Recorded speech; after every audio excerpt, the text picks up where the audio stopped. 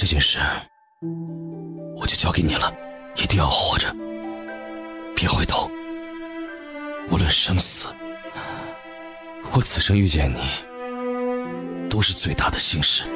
宗雀沾血的唇轻轻地在陆泱泱侧脸吻了一下，然后抵进甲板。他松开手，将陆泱泱从甲板之上推了下去。陆泱泱的身体扑通一声沉入水中，刚适应水下，便被一只手拽住了胳膊。他朝着拽住他的人看过去，惊得瞪大了眼睛。裴寂，裴寂怎么会在这里？他是专门在这里等他的。那刚刚飞上去的黑影又是谁？殿下怎么办？从这里顺流而下，靠岸的时候停下来，不要走水路，不一定会有人追过去，但以防万一，千万要小心。这是殿下让我叮嘱你的。还有，日后要是听到任何有关殿下的消息，都不要信。想知道殿下的情况，就按照殿下告诉你的，他不会食言。我的任务完成了，保重。陆泱泱倔强地看着远处雾蒙蒙的江面，眼泪一滴一滴地砸下来，然后用力地抹了一把眼睛。不就是京城吗？第一次去的时候，他没觉得这京城他去不得，那这一次他也一定要回去。甲板之上，在宗雀起身的那一刻，贺统领本能地感觉到了一抹惊悚，就连被挟持的冯侍郎冯素都不禁心跳加速。杀了他，绝不能放他走，杀！而就在这时，从甲板之下翻越上来一道影子。宗雀目光同他短暂地对视了一瞬，下一瞬，那道人影宛如残影般游走在他的身侧，解决掉几个扑上来的禁军，然后剑锋一转，轻盈如同蝴蝶掠过，一剑抹上了宗雀的脖颈。殿下！几道声音响起，分不清是谁喊的，只声音未落下，宗雀的头便重重地垂了下去。他还保持着方才半跪的姿势，身上数不清扎了多少支箭，浑身都是血，而脖颈上那致命的一击也仿佛是抹去了他最后的一丝生机。你到底是谁？想做什么？贺统领任务完成了吗？到底是谁？你有什么目的？你为什么要杀了废太子？黑衣人一句话都没有回，对着他的脖子用力一抹，血喷溅出来，贺统领的身子弯倒下去。黑衣人杀了贺统领之后，扭头远远看了震惊的冯素一眼，忽然上前捞起宗雀的尸体，背着他从高高的甲板上跳了下去。废太子宗雀与贺统领死于刺客之手，尔等速速随我回京复命。你们前去追回废太子尸首，其余人等随冯侍郎一起回京复命。一瞬间，那些刺客便转身跳出大船，消失得干干净净。不知冯侍郎打算如何同陛下禀报？自然是如实禀报，有刺客上船，贺统领与禁军不敌，与废太子宗雀一起死于刺客之手。宋副将有什么疑问吗？宋副将见到冯素此言，是打算将禁军摘出去，心下稍定，好在是个聪明人。贺统领亲自认证废太子已死，末将自是没有疑问，一切听凭冯侍郎安排。冯素稍稍松了口气，今日发生之事实在难以深究，无论是他还是宋副将，想要活命都必须统一口径。圣君意。殿下是怎么认出我的？我与阿瑶幼时习武之时，教导我们的师傅说，他有一素未谋面的小师弟，习武天赋极高，尤其轻功，小小年纪，这世间无人能出其二。论辈分，我与阿瑶还得称你一声小师叔。那殿下又如何认定是我？我曾经见过你的步伐，那时便知道师傅所说那人是你，而能一路隐藏踪迹，轻而易举翻上几丈高的甲板，除了你，大概也无人能做到了。殿下谬赞了，愧不敢当。但我不知道你为何要救我。即便我不救殿下，殿下也早有安排，不是吗？裴统领，出来吧。殿下从一开始就知道陛下一定会杀你，这一路上不知道布置了多少天罗地网。殿下若想活命，只有死了才有机会。所以殿下一定会在众目睽睽之下死一次，不然殿下也不能保证自己哪一次就会失误，真的枉死在流放路上。这世界上没有100%的算计，若没有你相救，我的计划也难保万无一失。说吧，你的目的是什么？跟殿下这样的人打交道果然轻松。我要同殿下做一笔交易。竟然是个姑娘，长得倒是挺好的，可惜脸毁了，不然还能卖到百花楼去。卖倒也能卖，这百花楼有特殊口味的老爷们多的是，不过那魏妈妈精明得很，指定要挑刺儿，卖不上价钱。那怎么办？这货子看着也不错，难不成白白错过？我们这回下山一趟，要是空手而归，大当家非得剁了我们不可。最近寨子里的日子可不好过呀。不如我们把她带回去，给大当家做个压寨夫人。这小妞身上还带着鞭子，这鞭子看着可是好货，大当家最喜欢辣的，保准喜欢。行，就按照你说的办。你们带了什么人回来？我警告过你们多少次，若敢抢良家女，我剁了你们去喂狗。大当家的，我们保证，平日里只打击那些狗怪和那些为富不仁的东西，绝对没有强抢良家女啊！这个我们是在江边发现的，他受了伤，还破了相，我们要是不带他回来，他肯定就死了呀！大当家冷冷地盯着他们，似乎在分辨他们有没有说谎。你们绑我的时候好像不是这么说的，你们说我破相了，卖不上价，不然就能卖到百花楼去。他们说带我回来吃饭，我才跟着他们回来的。请问有饭吃吗？我真的饿了。大当家，你媳妇儿饿了，我们开饭不？闭嘴！大当家冷喝了一声，目光探究地落在陆泱泱的身上。陆泱泱一脸坦然，丝毫不像是被山匪给掳进了寨子，他那样子就像跟回了家一样。你是什么人？家住在哪里？若是良民，一会儿我叫人送你下山。我从前确实是良民，但是现在随夫家一起被流放了。本来是要往豫州去的，但是中途押送的衙役想糟蹋我，我被逼至江边跳了下去，没想到命大，被冲到了岸边，然后就被你们的人给带了回来。流放？为何流放？我家祖传杀猪的，我又幼时不小心破了相，不好嫁人，我爹就许诺着给我招赘，找了个书生当上门女婿，我挣钱养着他读书，日子倒是过得去。但是前些日子太子殿下被废，他跟书院那些书生们一时气愤，上街怒骂狗皇帝眼下心盲，他骂得最凶，就被捉起来打了50大板，判了举家流放。哼，确实眼下心盲，你那书生夫君倒是没有骂错。来人，把他们2个一起关到柴房去，送些吃的过去。谢谢啊！你这刺青还挺好看的，手艺不错呀。我夫君画的。你原来说的是真的呀？我还以为你忽悠他们呢。你才多大呀就成亲啦？你中毒了，再不处理可能会有点麻烦。你怎么知道我中毒了？不对，等等，男女授受不亲啊！你就算是成亲了，也不能随便非礼我呀。我也不瞎啊，而且你长得还没我高呢。你不带这么侮辱人的呀！我个子是不高，我年纪比你大呀，你起码得喊我一声姐姐吧。我叫文青青，你叫什么名字啊？文青青，你姓文啊？对啊，怎么啦？你快帮我松绑啊！没什么，不过我为什么要帮你松绑？哪有你这样的呀？我们怎么也算是同为天涯沦落人吧？你怎么一点同情心都没有啊？我已经帮你把堵嘴的布给拿掉了。亏我还同情你呢，以为你是个好人。我是哪儿给你的错觉，让你觉得我是个好人的？你长得好看啊，我还没见过长得这么好看的人呢。人人看了我的脸都说我是丑八怪，你倒是眼光挺别致的。是吧？那你快给我松绑啊！想得美！喂，你们送的饭呢？快点啊！我饿死了！哎呦，催什么催？啊！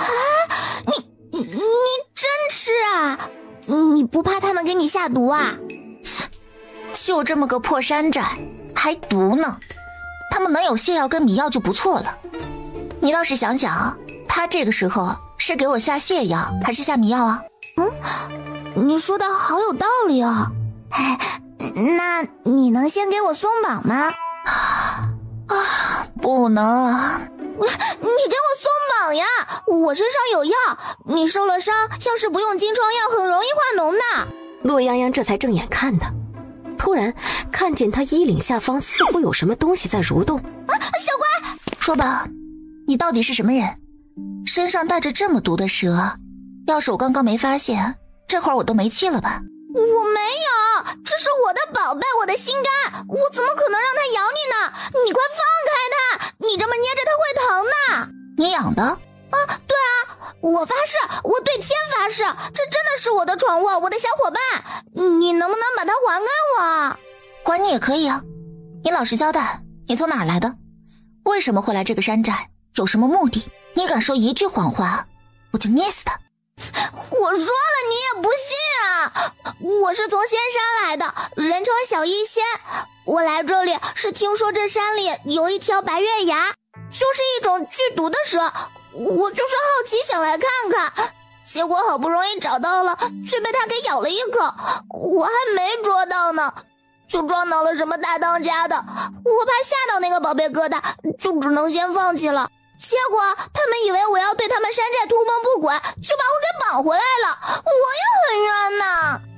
我们家小乖身上也有剧毒，那些人虽然是山匪，但是我也不能不分青红皂白的就咬他们呀，万一他们临死反扑把我的小乖打死怎么办呢？我就只能先被绑回来再逃走了。你说你是小医仙，那你养这玩意儿？医仙都是别人吹的，也不是我自己封的呀。那比起医术，我其实更喜欢毒术呢。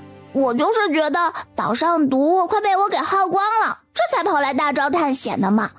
然后因为顺手救了几个人，也不知道怎么就传出去我是小医仙了。那你看，你还说呢，我都告诉你了，你不也不信吗？那你说你来自仙山，你告诉我，仙山在什么地方？那里是不是真的跟传说中一样，有医死人肉白骨的神医？他最后给殿下治腿用的法子，就是根据茶玉的典籍，再结合了姑姑教给他的东西融合起来的。但是那法子太过偏激凶险，后遗症很大。若文青青真的来自仙山，或许有办法能缓解，彻底治好殿下的腿。那仙山在什么地方肯定不能告诉你啊，但我们家师承药神谷，传来传去不就成了什么神医仙医了吗？每年想办法去找我外公求医的数不胜数，只不过我外公早已隐居多年不出来了，除非是有缘能够找到仙山，他才会出手医治。结果大概也许就传成了你听到的那个样子了。药神谷，陆泱泱确实听人提起过，他也问过师傅，但是师傅说他打听那么多没用，还不如多看些典籍。我什么都说了，你能不能把小乖还给我？我保证，我拿我的性命保证，我绝对不会让小乖咬你的。你的保证对我来说没有任何意义。陆泱泱才不信这一套呢，他直接从自己头上将簪子拔下来，抠出一根银针，走过去冲着文青青的脖子扎了进去。我放了他可以，我有个问题，你老实回答我。你都一针扎在我命脉上了，我能不老实吗？你只要别问我仙山在哪，我都可以告诉你。行，你告诉我，沃叶藤跟血魂草是不是只有仙山有？你找那个干什么？这都是养筋续骨的药，且霸道至极，必须要有其他药中和药效以后才能用，不然用药者必死无疑。除非是到了残废没救的地步，不然谁费那么大的力气冒这么大的险用这种药啊？文青青纳闷地看着他，陆泱泱眼神一凛，看来他倒是没有说谎。这世间知道这2味药的人可不多。他将小蛇放回到他的领口，然后将针拔了出来，还帮文青青松了绑。你就这么放过我了？你袖口里、头发上、身上藏了不下几10种毒药，也不止养了1条毒蛇。你身上还有别的毒物，你若真要对我动手，大概我威胁你之前，我就已经先中毒了。不是，那你都知道我不会伤害你了，你还威胁我？你就是在故意套我的话。没错，不然我跟你费那么多话干什么？文青青气愤地瞪着他，好生气，但又无法反驳。他愤愤地别过脸，扭过头，不想理陆泱泱了。怎么样，他吃了吗？吃了，吃得香得很，还嫌弃没油水，挑3拣4的。你觉得那姑娘有哪儿不对呢？她浑身上下都不对。她说她家里杀猪的，但是她一身细皮嫩肉，绝不是那种家庭能养出来的。还有身上的衣服，看着破破烂烂，但料子好得很，也不是一个杀猪匠买得起的。尤其是他还受了伤，那伤的位置很有可能是剑伤。且最重要的是，他太冷静了。无论他是什么出身，遭遇了山匪绑架还如此冷静，说明他是有意的。他来山上肯定有目的，所以他满嘴胡话，没有一句是真的。那大当家打算怎么办？是放他走呢，还是再看看？听说你们今天还带回来了一个人，又是怎么回事啊？哦，那小子在山里鬼鬼祟祟的，我就让人将他给带了回来。最近朝廷新上任的江南总督可是个狠角色，我怀疑他有可能会对山寨动手，这个时候绝不能出岔子。所以大当家是怀疑今天带回来的这2个人很可能跟新上任的江南总督有关。他们2个行踪诡异，很难说。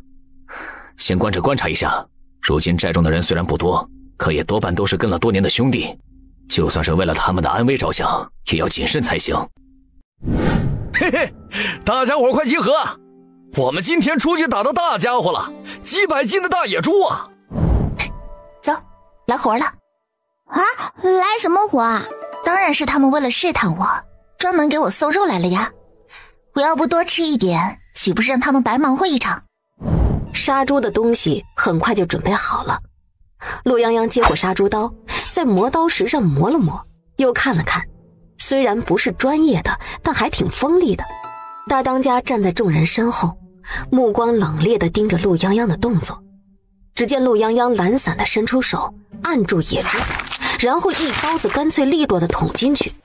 哎呦，大当家的，那个前几日他带回来的姑娘，她浑身都是疱疹，像梅毒啊！梅毒？那不是花柳病吗？天啊，竟然得了那种脏病，怪不得一副半死不活的样子。问了他半天家在哪儿都不说，肯定是窑子里出来的。哎，婆婆，你们寨子是经常抢姑娘吗？呸！胡说！我们大当家根本就不是那种人。那姑娘是想在江边自杀，被我们大当家撞见救回来的。这一天天半死不活的，我们看她可怜就给她点吃的。该死的贱皮子，他怎么能这样呢？我们好心收留他，他竟然带了这种病来，这不是要害死我们吗？那其他人呢？也是这样被带回来的吗？也不全是，不过呀，多数也都是苦命人。咱们呢，就是一堆苦命人凑到一堆过日子罢了。陆泱泱在这儿跟苦婆打探消息，其他人也议论到热火朝天，尤其是那几个男子凑到一起吓得瑟瑟发抖。葛二、大强、张石头、刘四，你们几个给我滚出来，说你们是不是偷偷做了什么？大当家，我就是心痒痒，那姑娘长得好看，您不就喜欢那种娇娇弱弱的姑娘吗？我就想去讨来当媳妇儿，所以就……混账东西！大当家怒不可遏，当场踹了他一脚。张石头被他踹得呕出一口血来。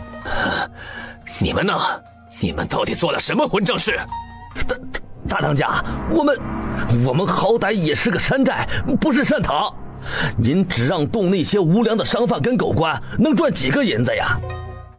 良家女不让抢，官家女也不给碰。山寨里大大小小几十号人，天天跟着您当和尚，这饭也吃不饱，咱们图什么呀？您无论怎样都不肯变通。当初二当家就是这么被您给赶出去的。可就算没了二当家，寨子里这么多光棍也得娶媳妇儿吧？您要是想当救世主，您搞什么山寨呢？大家伙最初是想混口饭吃，可谁不想过老婆孩子热炕头的好日子呢？你们一个个的没有良心！当初你们服劳役，差点被狗官们打死，是谁救你们出来收留你们的？你们怎么能忘恩负义，怪罪大当家？没有人逼着你们留在这儿，你们想走都赶紧滚！想走？晚了！我告诉你们，今天你们一个都走不了。哼，有一个算一个，我让你们给我陪葬。我若是知道当初我被救回来是要被你们轮番欺辱，我就该那时候死了才对。他摸索着抓到脖子上的一个竹哨，突然用尽全力吹响了竹哨。你想做什么？我原以为你是个好人，你告诉我，不管发生什么事，别轻易寻死。我随万念俱灰，也在想是不是该活下去。结果你把我救回来，就是让我被这些杂碎侮辱。既然这样，你也别怪我，临死也要拉着你们垫背了。小妹，别过来！这小娘们竟然是官府的人，把他们都给我抓起来！胆敢反抗者，杀！一群人顿时就慌了，他们下意识地围聚在一起，还有人冲着陆泱泱喊：“你是不是跟那个小娘们一伙的？不然怎么你刚来，官兵就找了过来？你带他们上来的是不是？”陆泱泱满脸问号，他自己都担心被官兵追杀呢。毕竟禁军都能跟刺客一伙围杀他和殿下了。陆泱泱一时沉默，就仿佛默认了他跟那个得了花柳病的姑娘是一伙的。好啊，亏我还当你是个好的，明白咱们这些穷苦人的不容易。合着你也是跟那些狗官一起的？你们这些丧尽天良的东西，老天爷怎么没把你们给劈死？喂，婆婆，你这可不能乱说啊！我们两个就是纯粹倒霉被你们带进来的，怎么就成了跟那些官兵是一伙的啦？你可别乱冤枉人啊！我都忘了还有你这么个小白脸呢，你们都是一伙的吧？我早看着你俩就不对劲儿，可别说就这么一会儿功夫，你们就看对眼了，是一早就好上了吧？陆泱泱见他半天都没拟出个所以然来，沉默地吐了口气。看来这姑娘真的是世外桃源里长大的，连被人骂都不会反驳。够了，跟他们没有关系，他们是我找来的。至于我怎么找来的，不都要问你们自己吗？以为我的首饰是那么好拿的吗？大哥，那2个人是被他们抢上山的，是无辜的，你把他们带回去，问完话就放了吧。动手！一人做事一人当，他们当中很多人都只是普通的无辜百姓，你们想怎么样都冲老子来！大当家，等一下，这位官爷怎么称呼？哦，我姓江。江大人。耽误一点时间。江大人皱眉，去见陆泱泱走到还跪着的几个山匪跟前。啊！你干什么？一声凄厉的惨叫响起，张石头整个身体都弓成了一个瞎子。江姑娘，想亲手杀了这杂碎吗？江姑娘愣愣地看着他，在刚刚陆泱泱那一脚落上去的时候，她眼底有种报复的快感。可她一个闺阁女子，从未想过要如何亲手杀了伤害她的人。江姑娘刚刚来晚了，没看到我是怎么杀猪的。有些人活着跟那些畜生其实没什么区别，所以对付这种畜生也不用把他们当人看。江姑娘，你睁开眼睛看看，我给你演示一遍。救命！救命啊！大当家，我错了，我错了！江姑娘，江大人，我错了，你们饶了我，你们饶了我吧！那，知道怎么对付这种畜生了吗？地上的张石头早就奄奄一息，连抽动的力气都没有了。江姑娘握稳了手里的刀，冲着地上的人用力刺了下去，血喷溅了出来，溅到她的袖口上，甚至有几滴溅到了她的下巴上。对不起，对不起，是我们错了，是我错了，你放过我吧，我真的是一时心急，对不起，对不起呀！对不起，我该死，我该死，你饶了我吧，对不起，对不起。来，一个个来，算账的事情一个都不能少。江姑娘握着刀，一刀一刀地刺下去。阴湿的天空，乌云仿佛终于开始一层层的散去，谁都没有吭声。不知道是觉得那些人罪有应得，还是被这一幕给镇住。谢谢你，你等我一会儿。大当家，你也看到了，你以为外面的那些人都不是好人，但你的山寨里一样有人不是好人。可是像苦婆他们一辈子就图个能有个安身之所。你是想带着他们跟你一起死，还是公平公正，有罪的接受惩罚，无罪的释放？你到底是什么人？我一早就告诉大当家，我确实就是个杀猪的。不过有人曾经告诉我，不是这个世道没有公平，是你还没有遇到那个会给你公平的人。没有等到也没有关系，这个人一定会有。江大人，敢问能否做到公平定罪？江大人握紧手里的刀，看着陆泱泱，只觉得心口剧烈震动。在这之前，得知妹妹被山匪带走，他只恨不得将他们所有人都杀了。但是陆泱泱刚刚那一番作为，却让他浑身血液沸腾，从未有过的清醒。能，大当家的自己选择，我只是给大当家提个建议。好汉不吃眼前亏。时间静寂了好一会儿，寨子里不少人见大当家的不说话，纷纷开口。大当家，我们是生是死都跟着你。对，大当家，要是没有你，我们早就死了。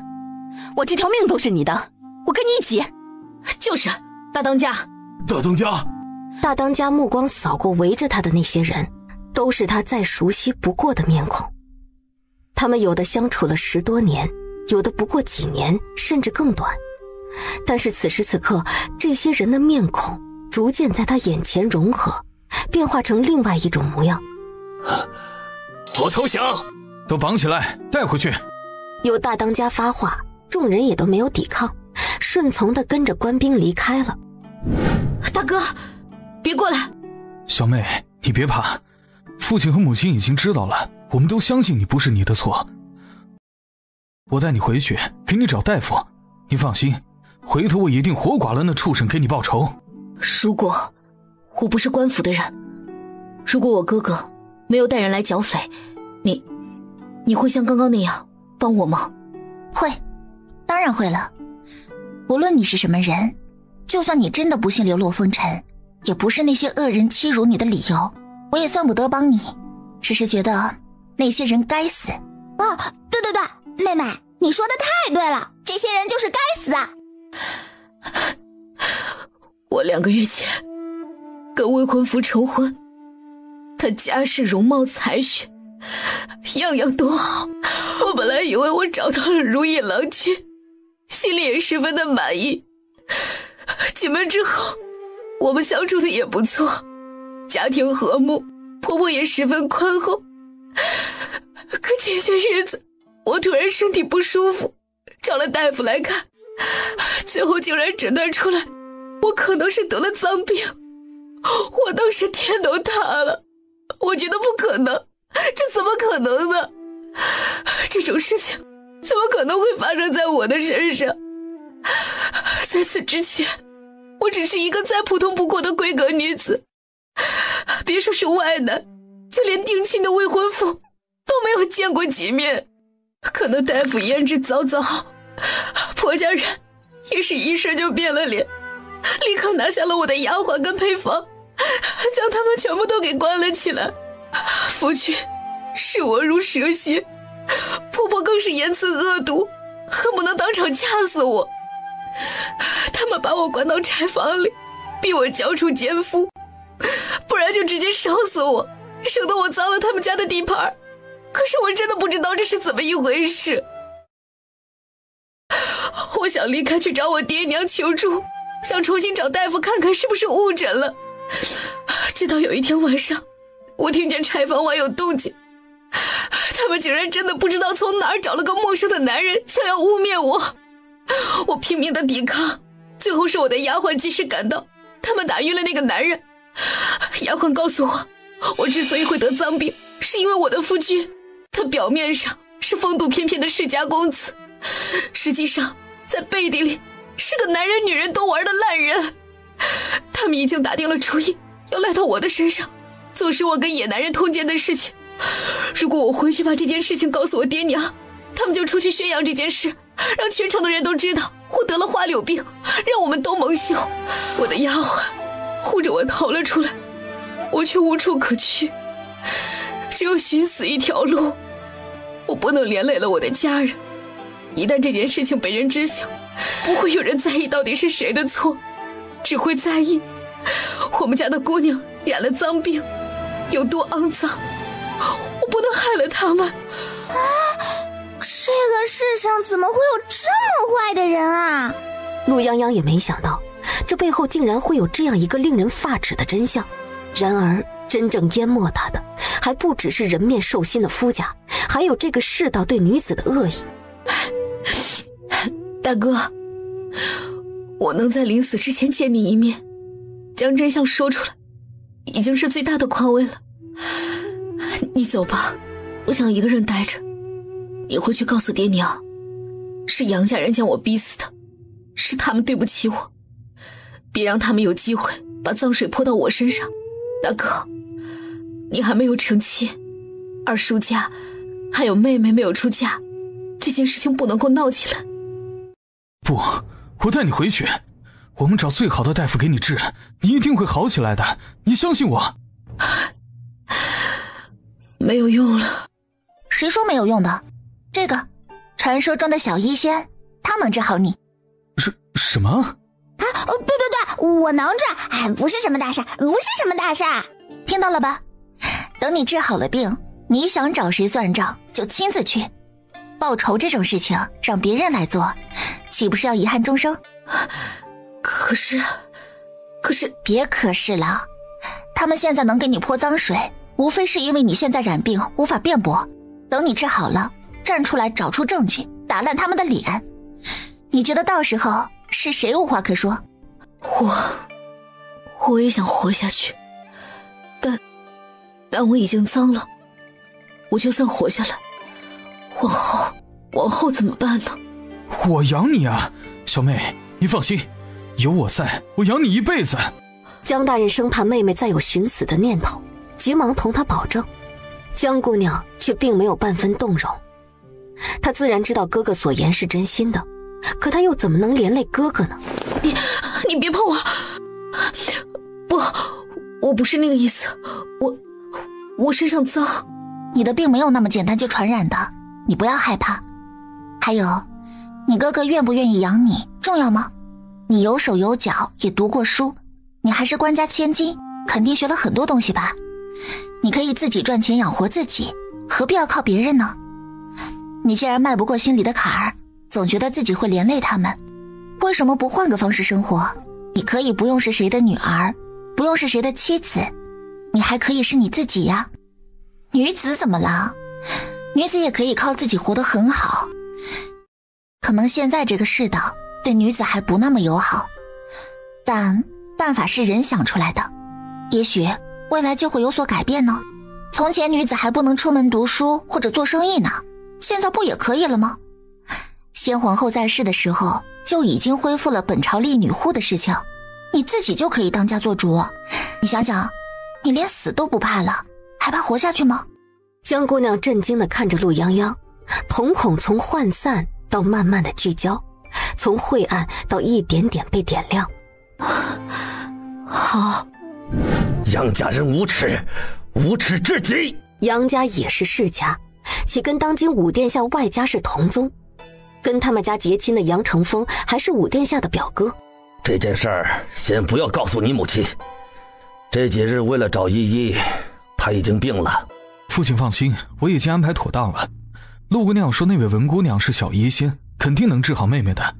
等过几日妹妹好些，再同母亲说。陆姑娘，小医仙，就是你今日提起的那2位姑娘，还记得我一大早跟你说的事情吗？父亲是说，禁军说废太子遭遇刺客，死在了密江，废太子妃不知所踪。父亲，你是怀疑？废太子妃出身圣国公府，但是她姓陆。你可还记得前段时间你姑母家的事情？世子妃难产，多亏了陆氏才母子平安，所用之手法闻所未闻，同许多年前就销声匿迹的鬼手神医如出一辙。此事并未宣扬出去，当年知道鬼手神医的人也不多，但陆氏很有可能是鬼手神医的弟子。那陆姑娘若真能治花柳病，那8九不离10。父亲，那你让人暗中盯着他们，别被外面的禁军注意到。另外，把杨坚的事情闹大，别留下把柄。当初给依依诊病的大夫，能收买就收买，收买不了就说他们误诊，绝不能让花柳病这件事传出去。无论那陆姑娘是不是废太子妃，他们对我们江家有恩，切勿暴露她的踪迹。那需要跟陆姑娘透露一下吗？她应该不知道有人在找她。若不知道，她就不会躲到山寨里去了。你不必明说，只找个机会提一提庆安王府，她就什么都明白了。是，我知道了。接下来的几日，两人便沉浸在制作青霉素当中。而江直一有文青青这个小医仙给开的药方，病情并没有恶化。他们这边紧锣密鼓的制作青霉素，外面却发生了很多的事儿。首先便是江直一的夫君杨承风竟被一名继子找上了门。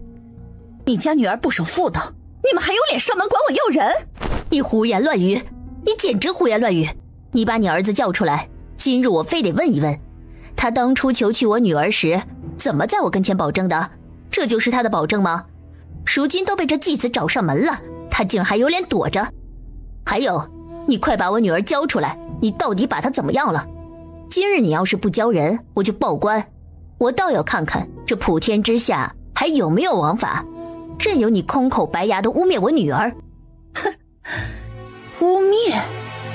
我们府上的人可都亲眼看见的，还污蔑呀？我们两家也算是旧交，你养出这么个不守妇道的女儿也就罢了，竟然还敢嫁到我们家来，我还没找你算账呢。你想报官？好啊，你报啊，让整个江南府都好好看看，这堂堂江南总督府上出了一个什么样的贱货。这江家跟杨家不是2个月前才刚结亲吗？怎么就吵成这样了？说是那江家女不守妇道，新婚2个月就跟人私奔了，这要是传出去，那可真是整个江南府最大的笑话了。嗨呀，那杨家公子也不清白啊！哎呦，那可是洪秀官的柳香啊，比金疙瘩还金疙瘩呀！哎，听说没有？5万两银呐！啊，这怕是一根头发丝都得值好几两银子呀！这杨家可真有钱呐！这算什么？这江家跟杨家可算得上是皇亲国戚。不过区5万两，才哪儿到哪儿啊？这江姑娘的姑姑啊，据说是京城的王妃，那杨公子的表弟还是皇上的儿子呢，可不是门当户对嘛。我女儿绝不可能做出那种事，我告诉你，若我女儿有个3长2短，我绝对不会放过你。哟，总督夫人好大的威风啊！我劝你呀，还是赶紧灰溜溜的回去吧。我要是真拿出证据来，你们江家10辈子的脸可就都没了。给自己留点脸吧，你们家呀还有姑娘要嫁呢。看在咱们亲家一场，我这已经是仁至义尽了，别给脸不要脸。是谁给脸不要脸？你让杨成风给我出来，给我解释清楚这是怎么回事。结亲之前你千保证万保证说你儿子自来洁身自好，身边连个通房丫头都没安排。是啊，没安排通房丫头，安排到青楼妓馆去了是吗？你口口声声说我女儿行为不检，那你儿子这算什么？我看8成是你们担心事情暴露，故意将我女儿藏了起来，还污蔑她。行，你非要逼我是吧？好啊，我就让你死心。杨家伯母，我有一事不明，想讨教一番。你想说什么呀？杨家同我江家结亲之时，聘礼64胎，现银6000两，总值和银两不足2万两。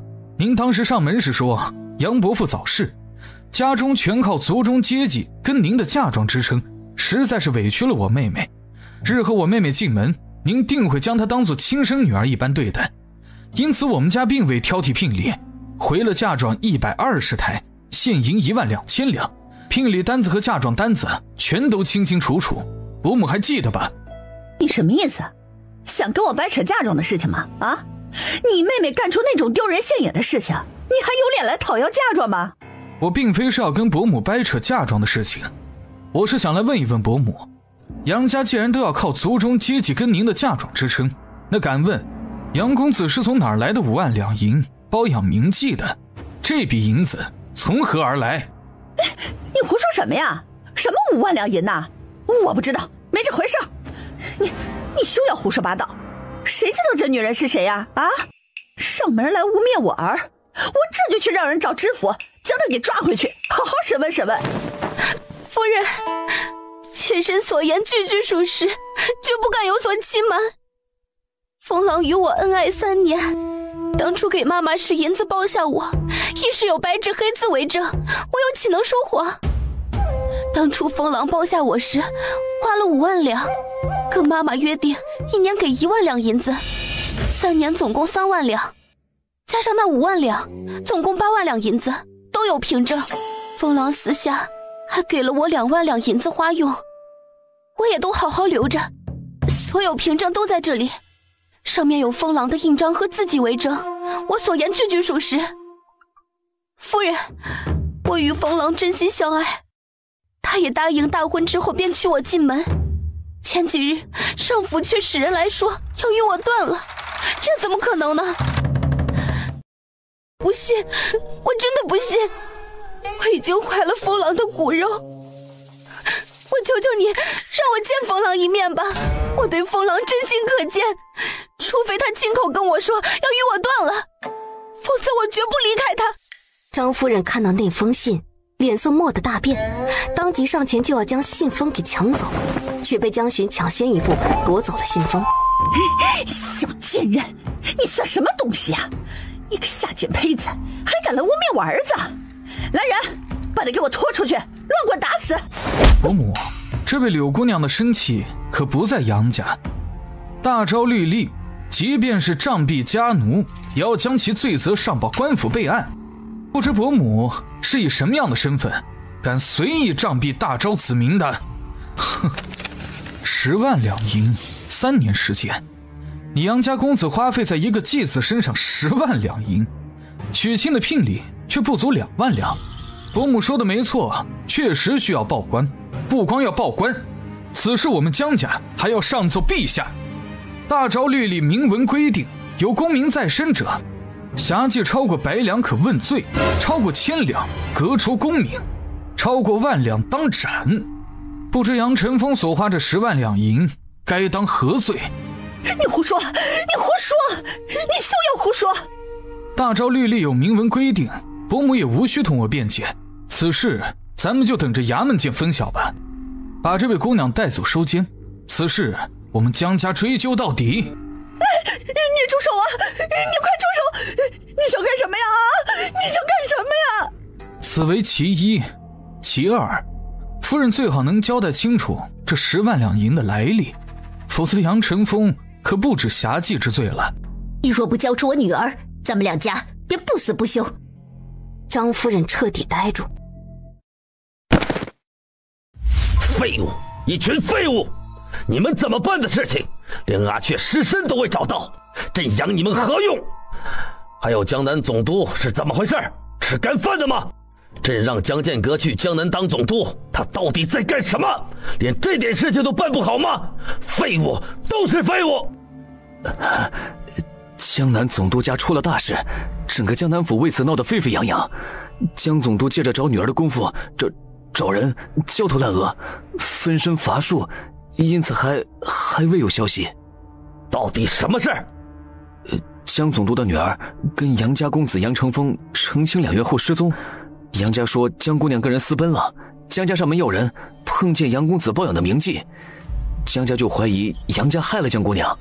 那杨家公子花费10万两银包养名妓的事情也被捅了出来，现在2家闹得不可开交，整个江南府都在议论这件事。你说什么？杨家杨承风什么人？他是京城杨家2房的公子，杨二爷早逝，2房便回了江南。去把杨妃跟老五给朕叫过来。冯大坚应声离开，皇帝冷眼看着地上的暗卫，去，给朕继续找，死要见实，听明白了吗？是。陛下叫臣妾来是有何事？臣妾今日叫人做了解暑的甜汤，不如陛下跟臣妾一道回去用晚膳。杨妃，你们杨家人真是好本事啊！杨承风，你侄子吧？陛下怎会提起风儿？臣妾还是几年前见过他，后来他回江南读书，臣妾就再未见过他了。倒是前些日子听说他成亲，臣妾叫人送了一份贺礼过去。贺礼？什么贺礼啊？说来朕听听。这个臣妾是交给下面的人去办的，单子并未带在身上。若是陛下有什么疑问的话，臣妾这就叫人把礼单送过来。哼，要是送过来，让朕好好瞧瞧，你们杨家可当真是富贵呀！啊，2房一个刚考中举人功名的侄子，敢在江南府花10万两银包养名妓，来，跟朕好好说说，这银子哪儿来的？你们杨家给的？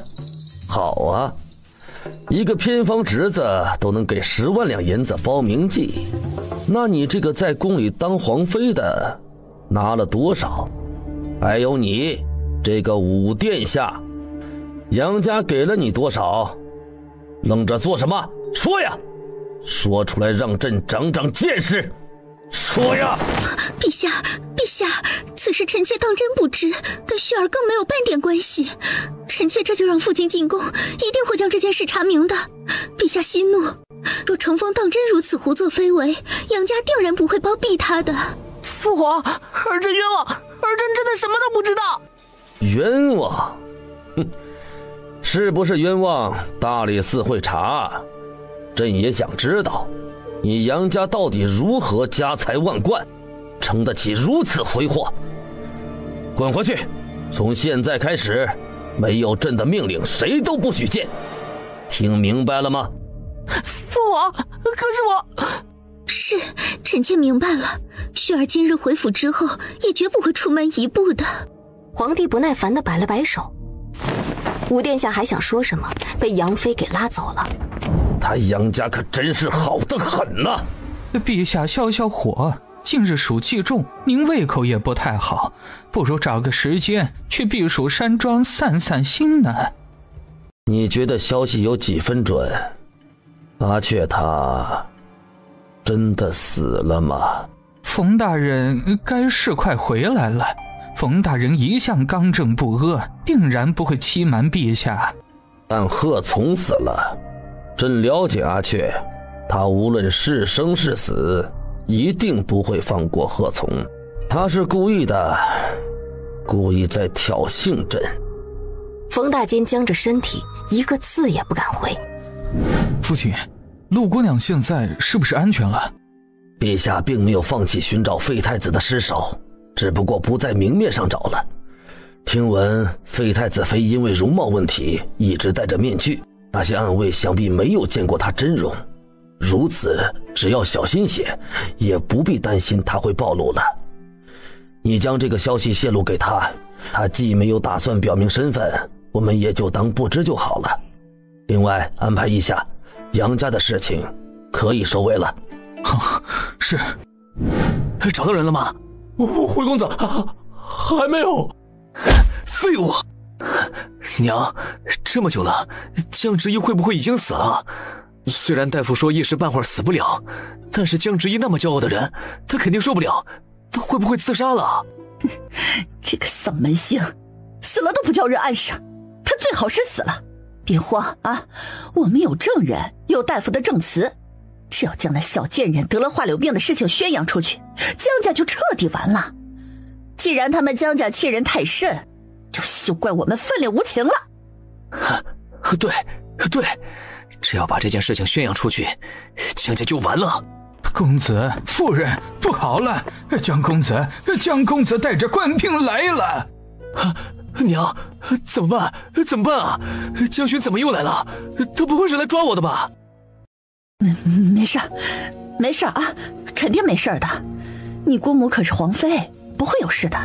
你爹可是为了杨家死的，我们不过是花了点银子罢了，没什么的。对，不会有事的。如今废太子都死了，说不定你表弟也有机会坐上那个位置，到时候这天下就是咱们杨家的。不过区一点银子嘛，算得了什么呀？你在家里等着啊，娘去见他。放心的，没事的。江家用区一个继子，就想把你拉下水，门都没有。侠妓之事，自来官不问，民不究。这江南侠妓的官员还少吗？他江家真要敢拿这件事说事，那整个江南府的官员都要被拉下马。你呀，安心在家躲着啊，千万别出去，听见了吗？我知道了。最近整个江南府最大的热闹就是江家跟杨家，因此江巡带着官兵一来，瞧见动静的百姓就跟着围观了过来。好你个黄口小儿啊，竟然敢如此胆大包天！谁给你的胆子，敢带兵围了我们杨家？杨承风身为举人，有功名在身，却花费巨额银两侠妓，违反大诏律例。我奉江南总督之命，彻查银两出处，还请张夫人配合，将杨承风交出来，否则我就直接让人进去拿人了。你敢？好得很。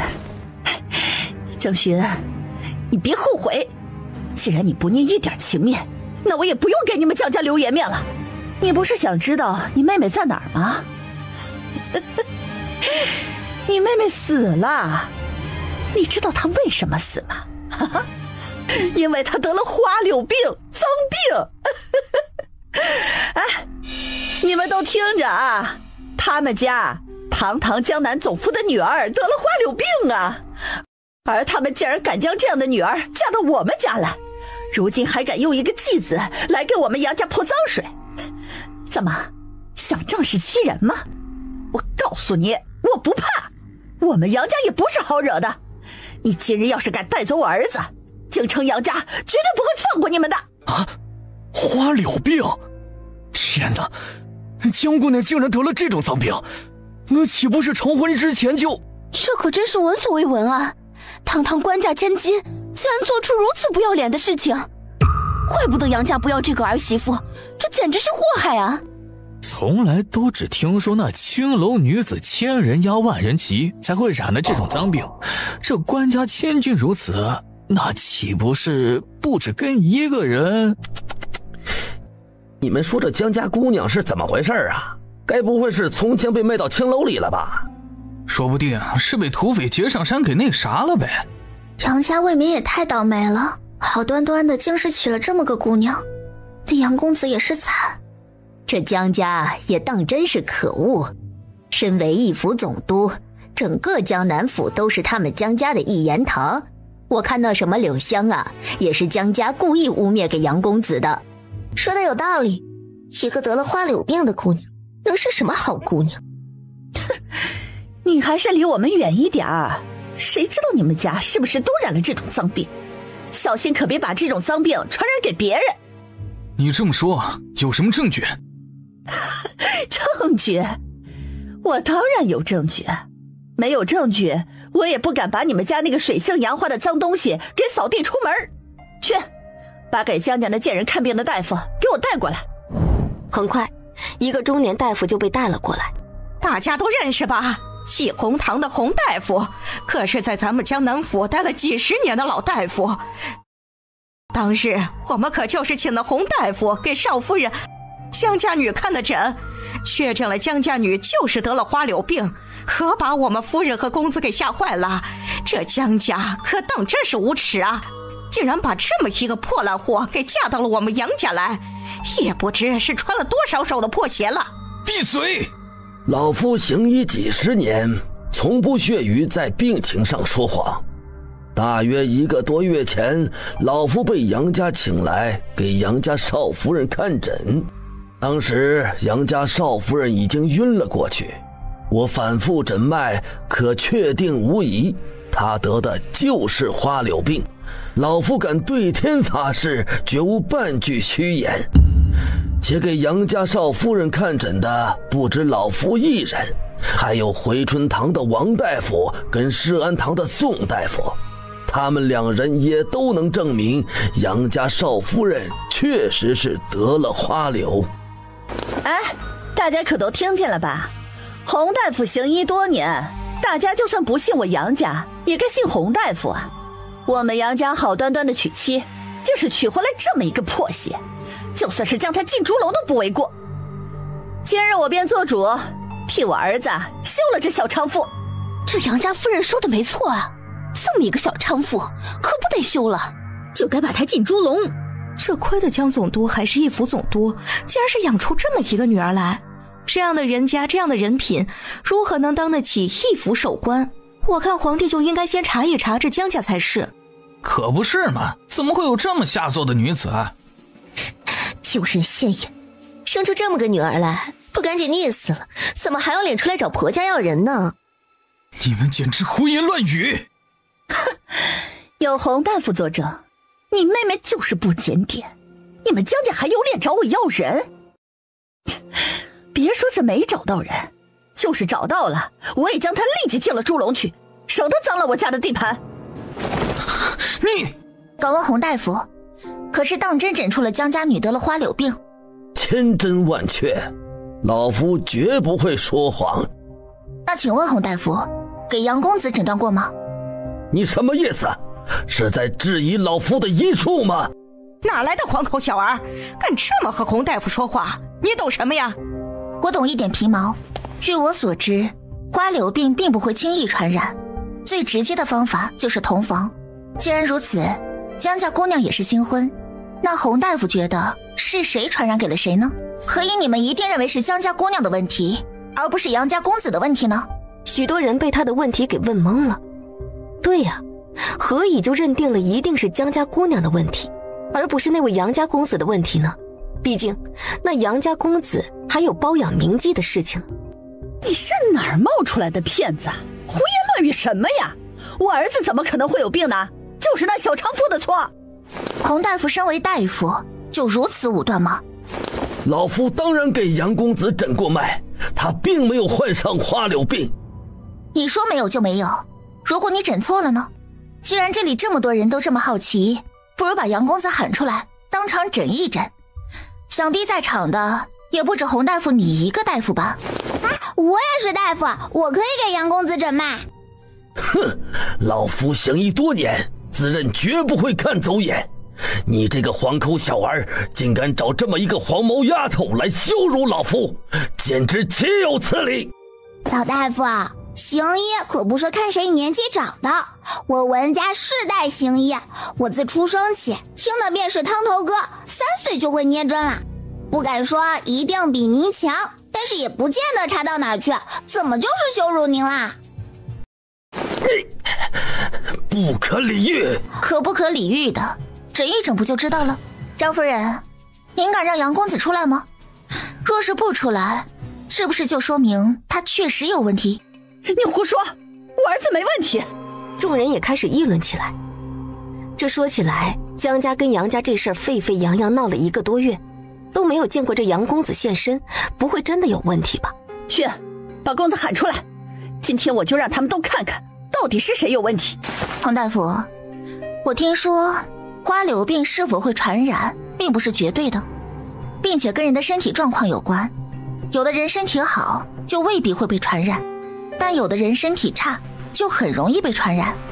且如果丈夫在外面乱来染了病，回家传给了妻子，但自己却并未得病，又或许潜伏在体内的时间比较久，没那么容易爆发出来。洪大夫应该知道的吧？简直一派胡言！哎，洪大夫，这您可就错了。这位小哥所言确有其事，我在我们文家医学古籍上看到过类似的病例。您不妨回去找找医案，多问问有经验的大夫。这花柳病自古以来都是绝症，但是传染性却是多样的，并非绝对的。活到老，学到老，身为大夫要永远保持学习。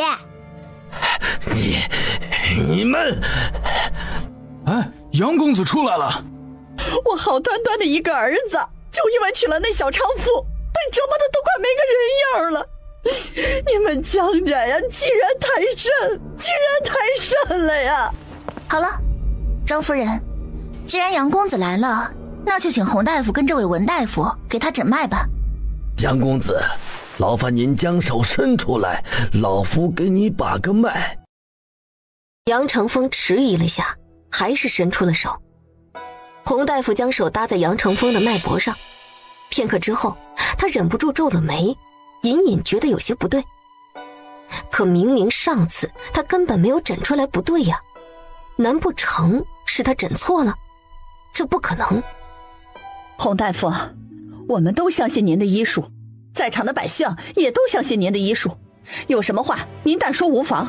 老夫不敢妄言，杨公子身体确实有些亏损，但并非花柳病。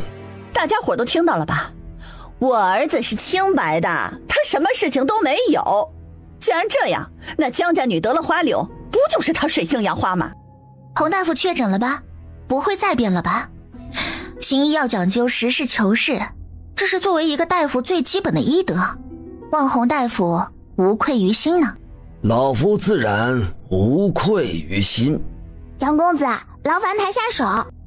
既然洪大夫都说了我没事，何必再诊一次啊？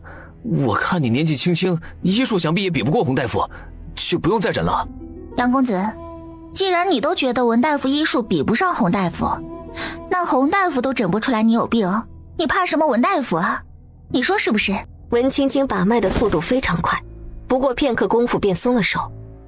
洪大夫瞧见他松手这么快，不屑地哼了一声：“哼，无知小儿！”杨公子，你确实没有得花柳病，但是你肾虚啊！你说说你，年纪轻轻的怎么就肾虚成这样啦？你这样可不行哦，有碍于子嗣的。节制点吧，什么都玩，只会害了你。嘿，你这小姑娘怎么说话的呀？啊，简直胡说八道，胡言乱语，得了失心疯不成？